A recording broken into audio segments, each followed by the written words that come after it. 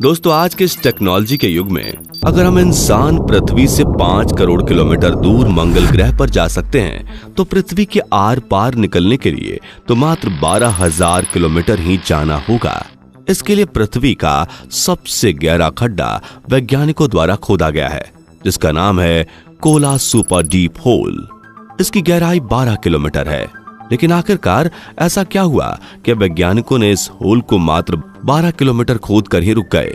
और आपके मन में कभी ना कभी ये सवाल भी आया होगा कि हम जहां पर रहते हैं, यानी कि हमारे पृथ्वी कितनी गहरी है, इसकी गहराई में क्या क्या छिपा है और हमारे वैज्ञानिक इसके अंदर की जानकारी कैसे हासिल कर सकते हैं। तो दोस्तों, इन्हीं सवालों के जवाब आपको इस वीडियो में मिलेंगे। तो बिना किसी देरी करते हुए चलिए वीडियो शुरू करते हैं। दोस्तों, हमारी पृथ्वी की उत्पत्ति लगभग 4.5 बिलियन साल पहले हुई थी और यह पूरी 71% पानी से ढकी हुई है। अंतरिक्ष से देखने पर यह पूरी गोल दिखती है, लेकिन यह वास्तव में अंडाकार है। खैर, हम पृथ्वी के आकार की बात नहीं कर रहे। हमें जानना है पृथ्वी के अंदर क्या है। हमारी पृथ्वी का अंदर का भाग पूरे 4 लेयर्स से बना हुआ है: crust layer, metal layer, outer core और इनर कोर। इनमें सबसे ऊपरी लेयर यानी कि क्रस्ट लेयर है, जिस पर हम सब रहते हैं। आपको धरती के अंदर जो भी गड्ढे जैसे कुएं, बड़ी बड़ी खदानें दिखाई दे रही हैं, वह सभी इसी लेयर के ऊपरी हिस्से में ही मौजूद है। और तो और पृथ्वी का सबसे गहरा खड्डा भी इसी लेयर में मौजूद है, जिसका नाम है कोला सुपर डीप होल।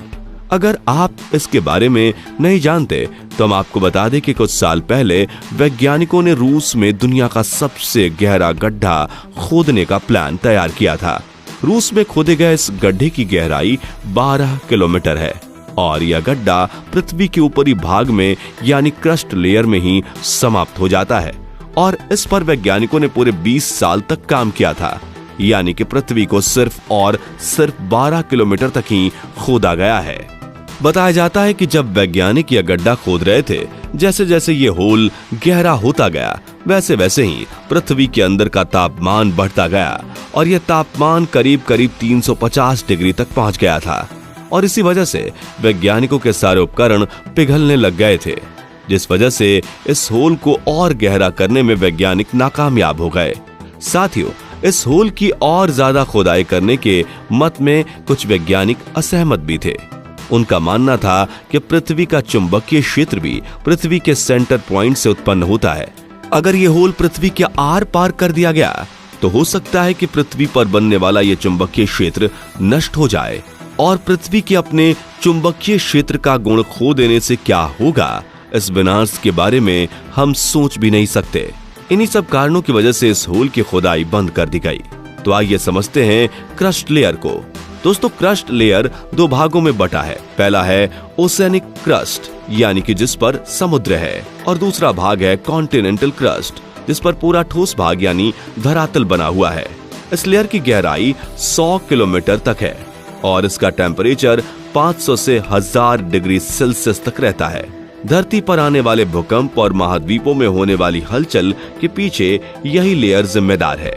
इस लेयर में धरातलीय जल, पथरीली चट्टानें, सिलिका और कई धातुएं मौजूद हैं, जिनको हम निकाल कर यूज करते हैं। अब जानते हैं धरती की दूसरी लेयर यानी कि मेटल लेयर के बारे में।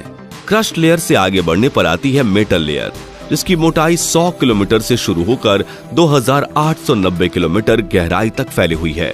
पृथ्वी का यह मेटल भाग बेहद गाढ़ा गर्म लावा है और इसका तापमान 4000 डिग्री सेल्सियस से 5000 डिग्री सेल्सियस तक है और यहाँ संवहनीय धाराएं चलती हैं।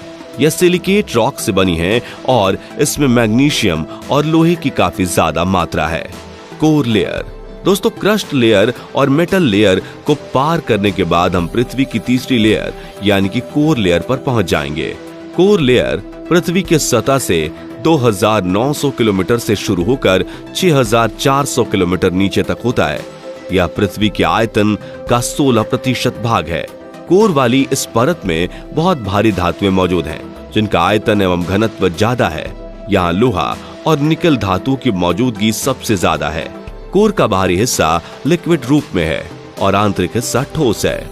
बहुत सारे हेवी मेटल्स का मिश्रण एवं सिलिकेट कोर जो इसे दूसरी परत से अलग करती है। कोर को मुख्य दो भागों में बांटा गया है। पहला है आउटर कोर और दूसरा है इनर कोर।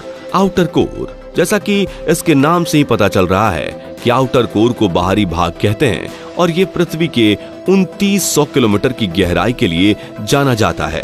पृथ्वी का आउटर कोर लोहे और निकल का बना हुआ है, पर यह बहुत गर्म है। यह इतना गर्म है कि इसका तापमान 4400 डिग्री सेल्सियस से 5000 डिग्री सेल्सियस से भी ज्यादा है। यहाँ इतनी गर्मी होती है कि लोहा और निकल जैसी धातु भी पिघल जाती है। पृथ्वी की मैग्नेटिक फील्ड के लिए आउटर कोर ही जिम्मेदार होता है, जिससे हम कंपास की मदद से डायरेक्शन का पता लगा सकते हैं। यही मैग्नेटिक फील्ड सूरज से आने वाली सोलर वेव से हमारी रक्षा भी करता है। इनर कोर, आउटर लेयर के नीचे धरती की इनर कोर मौजूद है, जिसका तापमान 6000 डिग्री सेल्सियस है, यानी कि यह सूर्य के तापमान जितना गर्म होता है। अगर आपको पता ना हो तो सूर्य का तापमान लगभग 6500 डिग्री सेल्सियस है। अब आप सोच सकते हैं कि यह कितना गर्म हो सकता है, और हैरानी की बात यह है कि यहाँ इतना तापमान होने के बावजूद भी यह भाग सॉलिड फॉर्म में होती है। दरअसल इसके ऊपर इतनी सारी लेयर्स का प्रेशर होता है, जिसकी वजह से ये सॉलिड फॉर्म में होती है और इसे पृथ्वी का केंद्र कहा जाता है, यानी सेंटर। इसे हम इस प्रकार से भी समझ सकते हैं कि अगर हमें इस गोलाकार पृथ्वी के सेंटर पॉइंट पर जाना हो तो हमें 6400 किलोमीटर गहरा गड्ढा खोदना होगा। चलिए दोस्तों, अब हम जानते हैं ये सब रिसर्च कैसे मुमकिन होती है। आपको भी लगता होगा कि अगर इंसान 6400 किलोमीटर गहराई तक जा नहीं सकता तो यह सब रिसर्च कहां से हो सकती है? वैज्ञानिक कैसे इन डेटा को कलेक्ट करते हैं और इनको कैसे पता चलता है कि पृथ्वी के अंदर गहराई में क्या है? साथियों, पृथ्वी की आंतरिक परतों पर उपलब्ध जानकारी भूकंपीय प्रसार के अध्ययन से प्राप्त की जाती है, जो निचली परतों में होती है और पृथ्वी की सतह पर कैप्चर की जाती है। एक उपकरण जिसे सिस्मोग्राफ कहा जाता है, ये वही उपकरण है जो भूकंप की तीव्रता को मापता है। इसके अलावा ज्वालामुखियों से निकला लावा भी इस तरह के अध्ययन में काफी हेल्प करते हैं। तो फ्रेंड्स, आज की इस वीडियो में बस इतना ही। अगर आपको यह वीडियो पसंद आया हो तो इसे लाइक और शेयर करें। ऐसे इंपॉर्टेंट नॉलेज वाले वीडियोस के लिए इस चैनल को सब्सक्राइब और फेसबुक पेज को फॉलो जरूर करें। धन्यवाद।